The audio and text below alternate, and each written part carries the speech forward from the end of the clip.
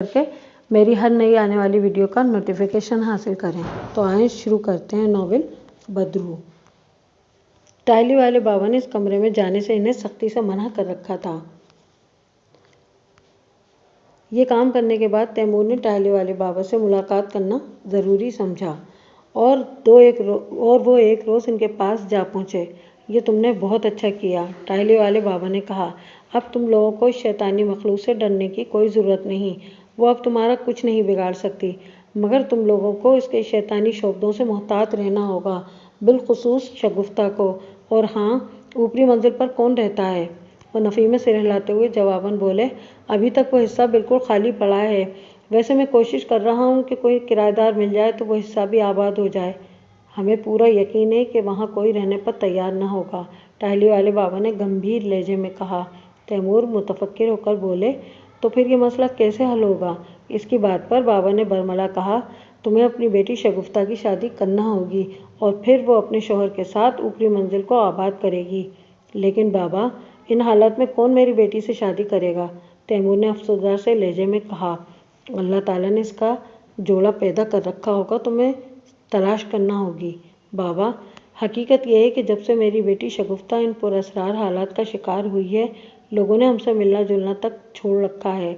इन्हें डर है कि कहीं शगुफ्ता अपने माँ और भाई की तरह हमें नुकसान न पहुँचा दे। और अब जबकि हम सब अंधेरी कोठी में शिफ्ट हुए हैं तो महल्ले के रहने वालों, दूर पार के रिश्तेदारों और दोस्तों ने भी हमसे मिलना तर्क कर दिया है। अब आप ही बताएं कि इन हालात में कौन मेरी बेटी शगुफ्ता से शादी करेगा, और वो भी घर दामाद बनकर इस आसेबी कोठी में रिहाइश भी इख्तियार करे। अल्लाह की ज़ात पर भरोसा रखो, वो बड़ा मुसब्बिबुल असबाब है। कोई ना कोई ऐसा रहमदिल और नेक लड़का तुम्हें मिल जाएगा। अब तुम जाओ और ये दूसरा अमल करो, फिर मेरे पास आना। बाबा ने इतना कहकर इस्तगराक के आलम में अपनी आंखें मूंद लीं। तैमूर को हमेशा की तरह टाइली वाले बाबा की बात से इत्मीनान हासिल हुआ और वो खामोशी से लौट आए। अब वो सोच रहे थे कि नासिर के सिवा ऐसा लड़का इन्हें और कहीं नहीं मिल सकता जो इन हालात में शगुफ्ता से न सिर्फ शादी का ख्वाहिशमंद हो, बल्कि नेक नीयत के साथ इसकी मदद भी करना चाहता हो। लेकिन मुश्किल ये थी कि नासिर जैसे कम पढ़े लिखे लड़के से शादी पर शगुफ्ता बिल्कुल तैयार न थी। बहरतौर तैमूर ने इसे आखिरी बार समझाने का इरादा किया और घर की तरफ चल दिए। शफकत ने अपने भांजे नासिर को बता दिया था कि तैमूर ने शगुफ्ता के सिलसिले में इन्हें क्या जवाब दिया था। नासिर ने मायूस होकर अपने मामू से कहा, मामू, शगुफ्ता शायद मुझसे शादी पर रजामंद न होगी। हाँ, इसकी तो मुझे भी तवक्को है, शफकत ने पुरख्याल लहजे में जवाब दिया। मेरे दिल को तो इसी दिन धड़का लग गया था जब तैमूर साहब ने हमसे ये कहा था कि इनकी बेटी तो खासी पढ़ी लिखी है और इसकी तालीम भी अभी जारी है, जबकि तुम्हारा भांजा नासिर मुश्किल से मिडिल पास है। फिर शायद तुम्हारा दिल रखने की खातिर उन्होंने अपनी बेटी का इंदिया लेने का कहकर हमें टाल दिया था। वो इतना कहकर खामोश हुए, मगर फिर दूसरे ही लम्हे नासिर को तसल्ली देते हुए दोबारा बोले, लेकिन बेटा, तुम फिक्र न करो, शगुफ्ता इन दिनों जिन हालात का शिकार है, मैं समझता हूँ इससे कोई भी शादी पर रजामंद न होगा। तुम खातिर जमा रखो, मैं कुछ रोज़ बाद अपने दोस्त शमशुद्दीन के साथ दोबारा तैमूर साहब के यहाँ जाऊँगा। देखें तो ज़रा वो क्या जवाब देते हैं। इन्हीं दिनों जब महल्ले में यह खबर जंगल की आग की तरह फैली कि तैमूर अपने दोनों बच्चों के साथ इस आसेबी कोठी में शिफ्ट हो गए हैं, तो इन्हें सख्त ताज्जुब हुआ। इनके हलक से तैमूर की मन तक नहीं उतर रही थी कि आखिर तैमूर को ये क्या सूझी कि वो ये जानने के बावजूद कि कोठी आसेब ज़दा थी, अच्छा भला अपना मकान छोड़कर वहाँ शिफ्ट हो गए थे। महल्ले में यही चहमगोइयाँ होने लगीं। फिर जितने मुँह उतनी बातों के मस्ताक ये अफवाहें भी गर्दिश करने लगीं कि दर हकीकत तैमूर खुद भी सिफली अमल करते होंगे, वरना इन्हें क्या पड़ी थी कि वो ये जानते बूझते ये कदम उठाते, वगैरह वगैरह। नासिर ने कुछ लोगों को ये कहते भी सुना था कि तैमूर साहब को किसी बुजुर्ग ने ये मशवरा दिया है। नासिर बेचैन हो गया था। शगुफ्ता अब उसकी दुकान पर सौदा सलफ लेने तो नहीं आती थी, मगर वो अब भी उसे आते जाते देखा करता था और यास ज़दा आहें भरता रहता था। एक रोज़ इससे रहा न गया। साजिद चूँकि इसका दोस्त रह चुका था, वो साजिद से मिलने के बहाने अंधेरी कोठी जा पहुँचा। दर हकीकत वो साजिद से ये पूछना चाहता था कि आखिर क्या वजह थी वो लोग अपना मकान छोड़कर यहाँ आन बसे थे। काल बैल बजाने पर दरवाज़ा शगुफ्ता ने ही खोला था। इसे देखकर नासिर के दिल की धड़कनें बेतरतीब होने लगीं। शगुफ्ता इसे अपने घर के गेट पर देखकर पहले तो चौंक सी गई, फिर एक नागवार सी निगाह इसके चेहरे पर डालते हुए तल्खी से बोली, तुम यहाँ क्या लेने आए हो? नासिर ने बमुश्किल अपनी कैफियत पर काबू पाया और बोला, वो मैं दरअसल साजिद से मिलने आया था। शगुफ्ता ने नागवारी से कहा, इस वक्त घर पर अब्बू नहीं हैं। लेकिन मैं तो अपने दोस्त साजिद से मिलना चाहता हूँ। नासिर ने भी जुर्रत दिखाई और इसके चेहरे पर अपनी नज़रें जमाते हुए बोला। शगुफ्ता के चेहरे पर गुस्से की तुंद लहर सी उभरी, मगर फिर कुछ सोचकर उसने अपने तेज को गहरे तंज में समोते हुए नासिर से कहा, तुम्हें मालूम नहीं कि वो नाबीना हो चुका है? क्या तुम किसी मौके से फ़ायदा उठाना चाहते हो? आज ये पहला मौका था कि दोनों के दरमियान ज़रा तवील गुफ्तगू हुई थी। नासिर को शगुफ्ता की बात सुनकर दुख हुआ, मगर वो रंजीदा लहजे में बोला, अफसोस है कि आप अपने दिल में मेरे लिए इस कदर बदगुमानी रखती हैं। मेरी समझ में नहीं आता कि आखिर आप मिस्टर नासिर, शगुफ्ता ने तल्खी से इसकी बात काटी, मेरे पास आपकी तमीज़ सुनने के लिए फजूल वक्त नहीं है। अब्बू आ जाएंगे तो फिर आकर अपने दोस्त से मिल लेना। उसने लफ्ज़ दोस्त को कदरे इस्तेहज़ाई अंदाज में चबा कर कहा और फिर गेट बंद करके अंदर चली गई। नासिर के दिल पर एक घूंसा सा लगा। इसे शगुफ्ता के इस रवैये पर अजहद अफसोस हुआ था। फिर जब वो अपना दिल मसोस कर वहाँ से लौटने लगा तो रास्ते में ही सामने से तैमूर की कार आते देखकर वो न जाने क्यों रुक गया। तैमूर की भी इस पर निगाह पड़ चुकी थी। उन्होंने इसके करीब ले जाकर कार रोक दी तो नासिर ने इन्हें बड़े एहतराम से सलाम किया। वो बड़ी शफकत आमेज़ी से सलाम का जवाब देते हुए मुस्कुराकर बोले, क्या साजिद से मिलने आए थे? उन्होंने शायद दूर से ही कोठी के गेट से पलटते उसे देख लिया था। जी हाँ, मगर नासिर कुछ कहते कहते रुक गया। तैमूर जैसे कुछ भांपते हुए कार से उतर आए और मुस्कुराकर बोले, तुम्हें शायद शगुफ्ता ने अंदर नहीं आने दिया होगा। नासिर को उनके रवैये से ज़रा हौसला मिला था, लिहाजा उसने इस बात में अपना सर हिला दिया। तो तैमूर बड़ी शफीक मुस्कुराहट के साथ उसके कंधे को होले से दबाकर बोले, बेवकूफ़ है वो, आओ मेरे साथ बैठो गाड़ी में। ये कहकर वो ड्राइविंग सीट पर जा बैठे। नासिर इनके मेहरबान रवैये पर हैरान परेशान सा इनकी बराबर वाली सीट का दरवाज़ा खोलकर अंदर बैठ गया। कार आगे बढ़ी, फिर कोठी के बैरूनी गेट के सामने खड़ी हो गई। तैमूर ने हारन बजाया, गेट शगुफ्ता ने ही खोला।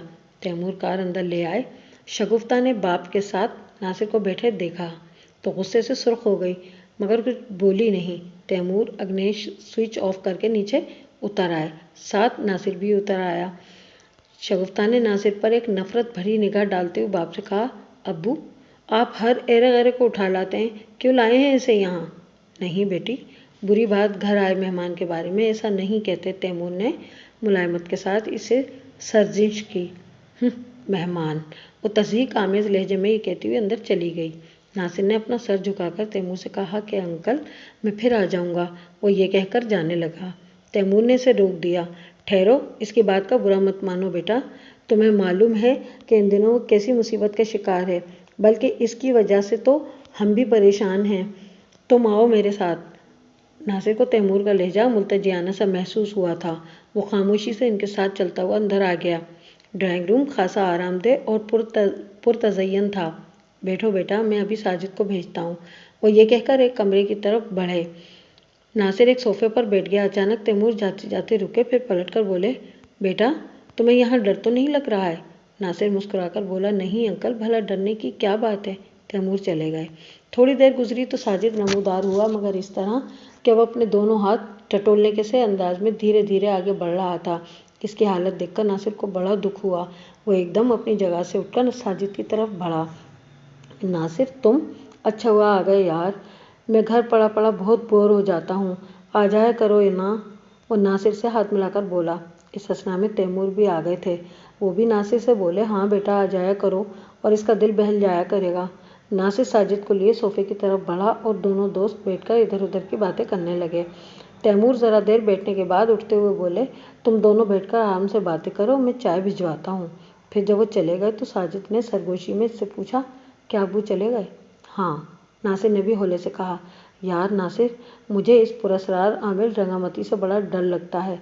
तुम्हें शायद मालूम नहीं, कुछ रोज़ पहले ही उसने मुझे रास्ते में पकड़ा था और छुरा दिखाकर धमकी देने लगा था कि इस अमल को पूरा करो वरना जान से मार डालूंगा। साजिद ने धीमी आवाज़ में नासिर को बताया। बेफिक्र रहो, अब वो तुम्हें कभी भी जान से मारने की धमकी नहीं देगा। आस्तगी से नासिर बोला। हैं? क्या मतलब? اس لیے کہ وہ اب اس دنیا میں نہیں رہا، ناصر نے بتایا۔ اس کی بات سن کر ساجد بری طرح چونکا۔ کیا وہ مر گیا؟ ہاں، مگر کیسے؟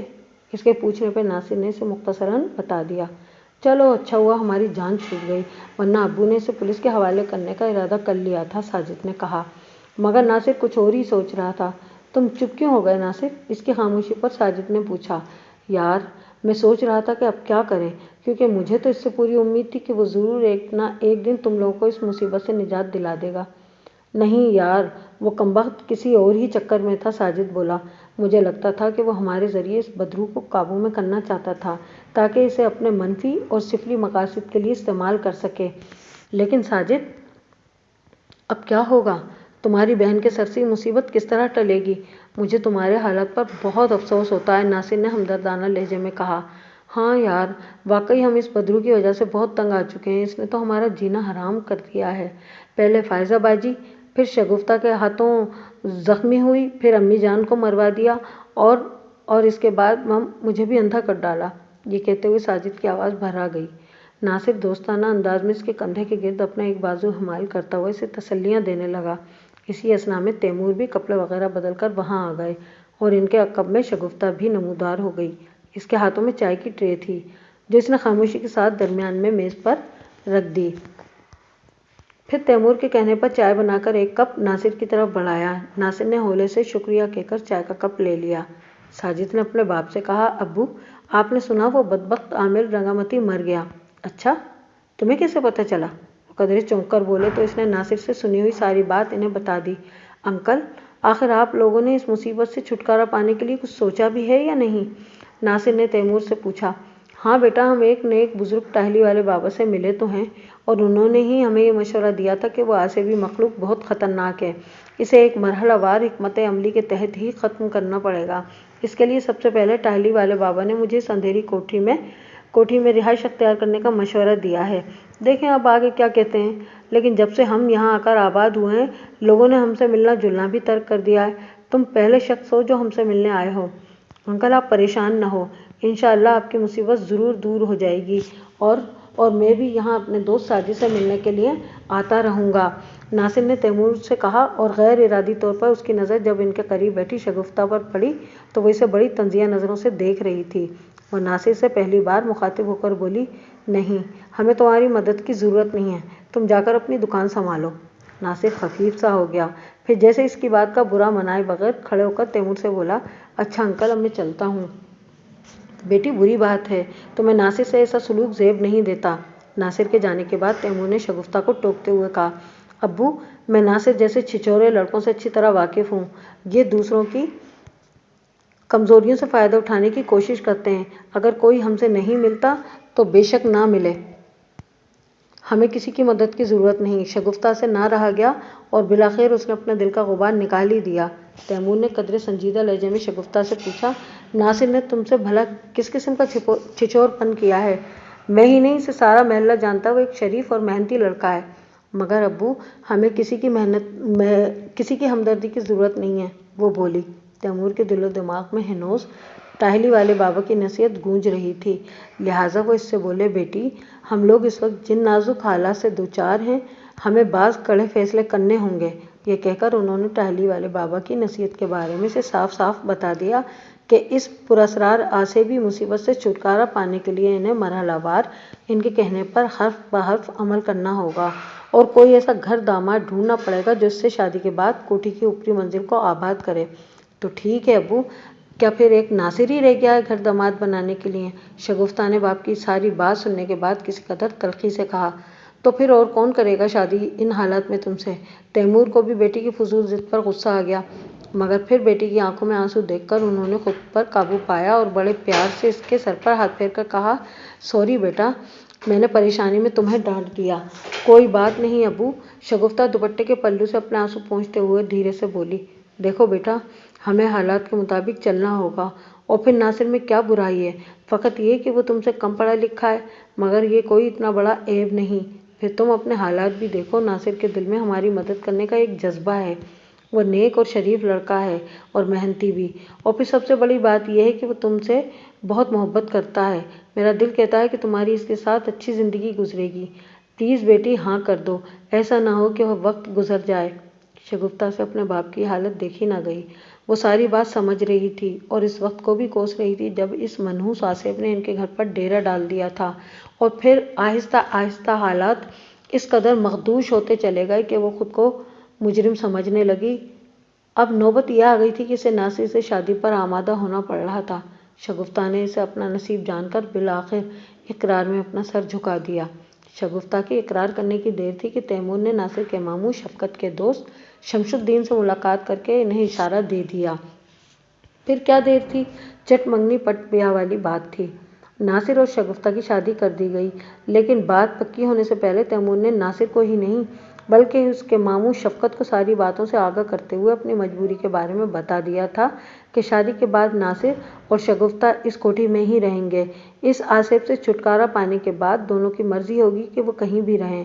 شگفتہ اور ناصر کو کوئی اعتراض نہ ہوا۔ یوں یہ دوسرا مرحلہ بھی خوش اسلوبی کے ساتھ طے پا گیا۔ ناصر اپنی محبت کو پا کر خوشی سے نہال ہو گیا تھا۔ اسے یقین ہی نہیں آ رہا تھا کہ اس کی شادی شگفتہ سے ہو گئی تھی۔ اس شادی میں بہت تھوڑے لوگوں نے شرکت کی تھی۔ دونوں کا کمرہ کوٹھی کی اوپری منزل میں سجا دیا گیا تھا۔ رات 12 بجے کا وقت تھا اور شگفتہ دلہن بنی اجلاء عروسی میں بیٹھی تھی۔ اس کا چہرہ آنسوؤں سے تر تھا جو اس کے شہابی رخساروں سے یوں بہہ جا رہے تھے جیسے اس کے ارمانوں کا خون کر دیا گیا ہو۔ وہ اپنے نصیب پر رو رہی تھی۔ ناصر ابھی کمرے میں نہیں آیا تھا، مگر شگفتہ وہ واحد نو بیاہتا دلہن تھی جس کے دل میں اپنے مجاز خدا کے انتظار کی ذرا بھی بے چینی نہ تھی۔ اب کیا ہو سکتا تھا؟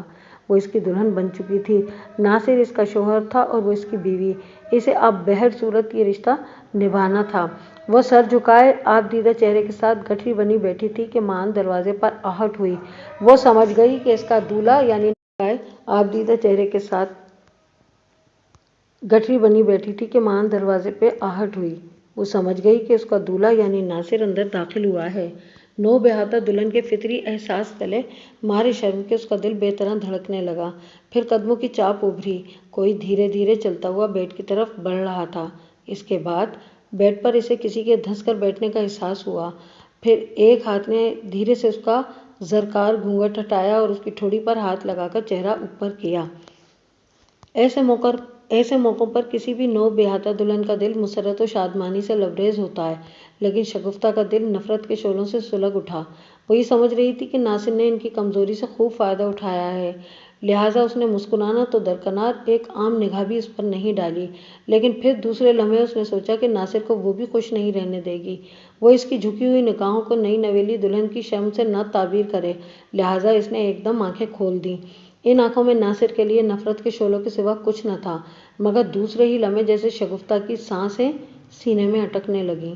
اس کے سامنے ناصر کا چہرہ نہیں تھا، بلکہ وہ تو ایک مکروہ چہرہ، وہ گھناؤنا اور عصبی مخلوق کا بھیانک چہرہ تھا۔ اس نے ایک زوردار چیخ ماری اور ناصر کو پرے دھکیل دیا۔ ناصر کے روپ میں وہ خوفناک عصبی چہرہ اس کی طرف اپنی بغیر پپوٹوں والی آنکھوں سے گھورے مسکرا رہا تھا۔ شگفتہ اپنے اصل دشمن اسے ہی سمجھتی تھی، جس کی وجہ سے آج اسے یہ دن دیکھنا پڑ رہے تھے۔ بار بار ایک ہی طرح کے پراسرار حالات سے گزرنے کے بعد انسان فطری طور پر عادی ہو جاتا ہے، اور شگفتہ کا دل پہلے ہی نفرت کے احساس تلے بھرا ہوا تھا۔ یہی سبب تھا کہ اب اس کے اندر خوف سے زیادہ اس نفرت انگیزی نے جگہ لے لی تھی۔ چنانچہ جیسے ہی وہ بھیانک چہرہ ناصر کے روپ میں اس کی طرف اپنے کٹے ہوئے ہونٹوں سے لمبے لمبے دانتوں کی نمائش کرتا ہوا اسے دبوچنے کے لیے لپکا، شگفتہ نے کمال ہمت اور پھرتی سے بیڈ سائڈ ٹیبل پر دھرے دودھ سے نصف بھرے شیشے کے جگ اٹھایا اور آؤ دیکھا نتاؤ اپنی طرف بڑھتے ہوئے اس بھیانک چہرے کے سر پر دے مارا۔ کمرے میں ایک تیز اور کبناک چیخ ابھری، مگر یہ چیخ غیر انسانی مخلوق کی نہیں بلکہ اس کے دولہا ناصر کی تھی۔ وہ بیچارہ اپنا لہو لہان سر تھامے فرش پر بے سود ہو کر لڑھک گیا۔ شگفتہ بھی اس صورتحال پر بری طرح متوحش ہو گئی اور پھر ہذیانی انداز میں چیخنے چلانے لگی۔ تیمور دوڑے دوڑے کمرے میں پہنچے تو ناصر کو لہو لہان فرش پر گرے پایا۔ وہ گھبرا گئے۔ پھر آنن فانن انہوں نے اسے اپنے کندھے پر اٹھایا اور بھاگم بھاگ سیڑھیوں کے نیچے اترنے لگے۔ گھبراہٹ اور پریشانی کے باعث اور کچھ ناصر کے بے سود وزن نے سیڑھیاں اترتے ہوئے ان کے قدم لڑکا دیے، نتیجتاً ان کے پاؤں لڑکھڑا گئے اور پھر وہ اپنا توازن قائم نہ رکھ سکے اور سیڑھی سے فٹ بال کی طرح گرتے لڑکتے کلابازیاں کھاتے ہوئے ناصر سمیت نیچے آ رہے۔ پھر نچلی منزل کے فرش پر گرتے ہی ان کا سر کسی ٹھوس شے سے ٹکرایا اور ان کا ذہن تاریکیوں میں ڈوبتا چلا گیا۔ اب ایک طرف ناصر لہولہان اور بے ہوش پڑا تھا، جبکہ دوسری طرف تیمور شدید زخمی بے سدھ پڑے تھے۔ ادھر نیچے حیران و پریشان کھڑے ساجد نے بھی سیڑھیوں سے کسی کو گرتے ہوئے محسوس کر لیا تھا۔ وہ بیچارہ پریشان اور ہراساں ہو گیا۔ وہ اپنے دونوں ہاتھوں سے فضا کو ٹٹولتا ہوا آگے بڑھا تو سب سے پہلے ناصر کے زمین بوس جسم سے ٹکرا کر گرا تو سیدھا اپنے باپ پر آن پڑا۔ وہ اندھا ہونے کی وجہ سے یہ نہیں دیکھ پا رہا تھا کہ فرش پر پڑے یہ دو بے سدھ وجود کس کے تھے، تاہم اسے کچھ اندازہ ہو رہا تھا۔ اس نے ہذیانی انداز میں اپنی بہن کو آوازیں دینا شروع کر دیں، شگفتہ، شگفتہ۔ اوپری منزل کے کمرے میں آنسو بہاتی ہوئی علم نصیب شگفتہ نے جو اپنے نابینا بھائی کی ہراساں چیخیں سنی تو وہ ٹھٹکی، پھر حواس باختگی کے عالم میں کمرے سے نکل کر سیڑھیوں تک آئی۔ جب اس نے ایک طرف اپنے شوہر ناصر اور دوسری طرف اپنے باپ تیمور کو بے سدھ اور زخمی پڑے ہوئے پایا تو حلق کے بل زور سے چلاتی ہوئی دو دو تین تین سیڑھیاں پھلانگتی نیچے اتری۔ شگفتہ، بہن، کیا ہوا، کیا ہوا ابو کو؟ ساجد نے اپنی بہن کے چیخنے اور رونے کی آوازیں سنی تو گھبرا کر بولا، مگر شگفتہ اپنے ابو کو سنبھالنے کی کوشش میں بدستور روئے چلی جا رہی تھی۔ اس نے دیکھا اس کے ابو کی کنپٹی سے مسلسل خون بہے جا رہا تھا۔ وہ دوہری پریشانیوں کے مارے ادموئی ہوئی جا رہی تھی۔ شگفتہ، آخر ہوا کیا ہے ابو کو؟ تم بتاتی کیوں نہیں ہو؟ ساجد نے روحاں سے لہجے میں چلا کر کہا۔ شگفتہ نے لرزیدہ لہجے میں اسے بتایا، سچ ساجد، ابو سیڑھیوں سے گر کر بری طرح زخمی ہو گئے ہیں۔ میرے خدا، اب کیا کریں؟ میری تو کچھ سمجھ میں نہیں آ رہا۔ یہ کہہ کر وہ پھوٹ پھوٹ کر رو دی۔ اب تو ساجد کے بھی ہوش اڑ گئے۔ شگفتہ نے اسے مختصراً بتا دیا تھا کہ کس طرح اس کے ابو بے ہوش ناصر کو اسپتال پہنچانے کے لیے اسے کندھوں پر اٹھائے سیڑھیاں اترتے ہوئے گرے تھے۔ ساجد شدید بے بسی محسوس کرنے لگا۔ اسے آج اپنی مجبوری کا بری طرح احساس ہوا اور وہ یہ سوچ کر افسردہ ہو گیا کہ وہ کچھ نہیں کر پا رہا تھا۔ بھائی، ہمیں کچھ کرنا ہوگا، ابو کا خون بہت تیزی سے بہہ رہا ہے، شگفتہ نے گلوگیر لہجے میں کہا۔ ساجد بولا، بہن، ایسا کرتے ہیں کہ باہر نکل کر چیخ و پکار کرتے ہیں، مجھے امید ہے کہ لوگ ہماری مدد کو آ جائیں گے۔ پھر ان دونوں بہن بھائیوں نے یہ ارادہ کر کے کوٹھی سے باہر اندھیری سڑک کا رخ کیا اور باہر آ گئے۔ انہوں نے مدد کے لیے چیخنا شروع کر دیا، لیکن کوئی بھی ان کی مدد کے لیے نہ آیا۔ چند لوگ اکٹھے تو ہوئے، مگر جب شگفتہ نے انہیں پریشانی کی اصل وجہ بتا دی تو وہ بھی کترا کر کھسک لیے۔ اب تو یہ دونوں اور بھی پریشان ہو گئے۔ بھائی، اب کیا ہوگا؟ کوئی ہماری مدد نہیں کر رہا، ابو تو بہت زخمی ہیں، شگفتہ نے روندھے ہوئے لہجے میں ساجد سے کہا۔ وہ بیچارہ نابینا کیا کرتا، وہ تو خود دوسروں کا محتاج ہو کر رہ گیا تھا۔ مگر اس کے ذہن میں فوراً ایک خیال آیا اور وہ بولا، شگفتہ بہن، ہمیں فوراً ناصر بھائی کے ماموں شفقت کے گھر رخ کرنا چاہیے، وہ ضرور ہماری مدد کریں گے، ان کا گھر بھی زیادہ دور نہیں ہے۔ شگفتہ کو بھائی کی بات معقول لگی۔ لیکن بھائی، تم ادھر ہی رہو، میں دوڑ کر جاتی ہوں، شگفتہ نے کہا اور پھر بھائی کے جواب دینے سے پہلے ہی وہ شفقت کے گھر کی طرف دوڑ پڑی، جو کہ اب اس کا سسرال تھا۔ نصف سے زائد رات کا وقت، تاریکی اور وحشت کا عالم، اس پر مستضاد یہ مصیبت، ان عوامل نے شگفتہ کو تاریک اور ویران سڑک پر دوڑنے پر مجبور کر دیا تھا۔ بالآخر وہ گرتی پڑتی شفقت کے مکان پر پہنچی اور اس کا دروازہ دھڑ دھڑانا شروع کر دیا۔ ذرا دیر بعد شفقت آنکھیں ملتے ہوئے اٹھا اور دروازہ کھول کر دیکھا تو بھونچکا رہ گیا۔ سامنے اس کی نو بہاتہ بہو عروسی جوڑے میں بڑے ہی برے حال میں بھیگے ہوئے چہرے کے ساتھ کھڑی تھی۔ شگفتہ نے جلدی جلدی ساری بات بتائی۔ تب اس نے اپنے قریبی دوست شمس الدین کے گھر کا دروازہ کھٹکھٹایا، پھر دونوں دوست شگفتہ کے ساتھ دوڑے دوڑے اندھیری کوٹھی پہنچے۔ شفقت نے اپنے اکلوتے بھانجے ناصر کو اس حال میں دیکھا تو اس کے اوسان خطا ہو گئے۔ ان دونوں دوستوں نے کسی نہ کسی طرح ناصر اور تیمور کو ایک قریبی پرائیویٹ ہاسپٹل پہنچایا۔ شفقت اور ساجد بھی ان کے ساتھ تھے۔ ناصر اور تیمور کو فوراً ایمرجنسی آپریشن تھیٹر منتقل کر دیا گیا۔ شگفتہ اور ساجد کوریڈور میں ایک بینچ پر بیٹھے اپنے باپ کی زندگی بچ جانے کی دعائیں کر رہے تھے اور دوسری طرف شفقت اپنے بھانجے ناصر کے لیے دعائیں کر رہا تھا۔ اس کا دوست شمس الدین بار بار اس کا کاندھا تھپ تھپا کر اسے تسلیاں دیے جا رہا تھا۔ یار شمس، میرا ایک ہی بھانجا ہے، تو دعا کر، رب سونا اسے حیات ہی دے، شفقت گلوگیر لہجے میں اپنے دوست شمس الدین سے بولا۔ حوصلہ کر یار، اللہ ضرور ناصر بیٹے کو زندگی دے گا، شمس الدین نے سے اظہار تشفی کہا۔ پھر ایک ناگوار سی نظر اس نے سامنے ذرا فاصلے پر بیٹھے ان دونوں بہن بھائیوں شگفتہ اور ساجد پر ڈالی اور اپنے دوست سے بولا، اوئے شفقت، میں نے تجھے سمجھایا بھی تھا، کہ اس منحوس لڑکی سے اپنے بھانجے کا بیاہ نہ کر۔ اس پر آصف پر تو نہیں مانا؟ ہاں یار، میں نے تیری بات نہ مان کر بہت بڑی غلطی کی ہے، شفقت اپنے آنسوؤں کو پوچھتے ہوئے گلوگیر لہجے میں بولا۔ پر یار ناصر مانتا ہی نہیں تھا، اس پر تو عشق کا بھوت سوار تھا۔ میری مان اب بھی وقت ہے، اپنے بھانجے سے اس منحوس لڑکی کو طلاق دلوا دے۔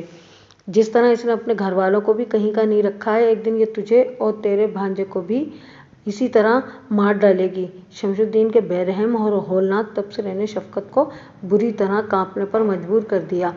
خاصی دیر بعد آپریشن تھیٹر سے ڈاکٹر برآمد ہوا اور اس نے یہ اندوہناک خبر دی کہ تیمور زیادہ خون بہہ جانے کی وجہ سے انتقال کر گئے ہیں، جبکہ ناصر کی حالت خطرے سے باہر ہے۔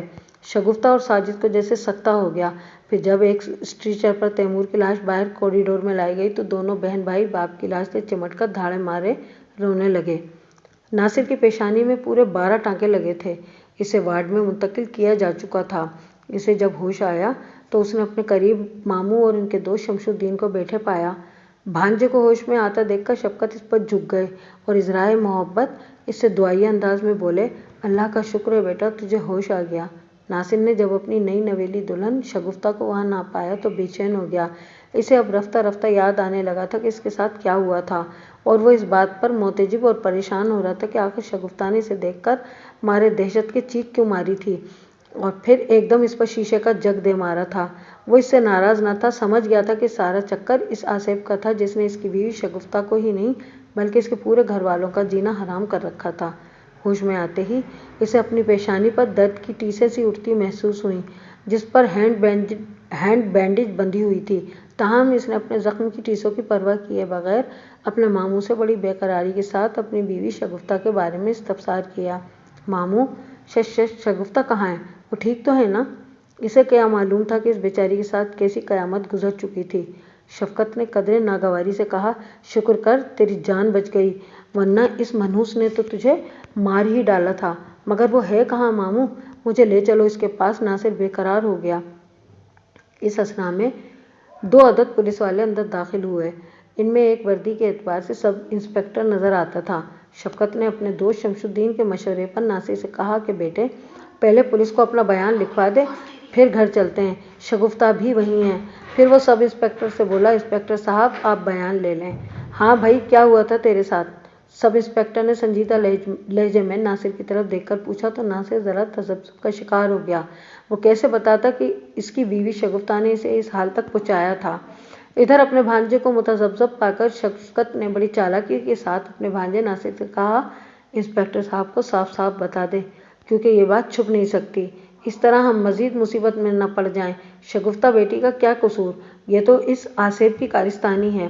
سادہ لو ناصر اپنے ماموں کی باتوں میں آ گیا اور اس نے سب انسپکٹر کو ساری بات سچ سچ بتا دی کہ کس طرح اچانک اس کی بیوی شگفتہ نے اسے زخمی کر ڈالا تھا۔ لیکن انسپکٹر صاحب، اس میں میری بیوی کا کوئی قصور نہیں ہے، وہ بیچاری کسی آصف کا شکار ہے۔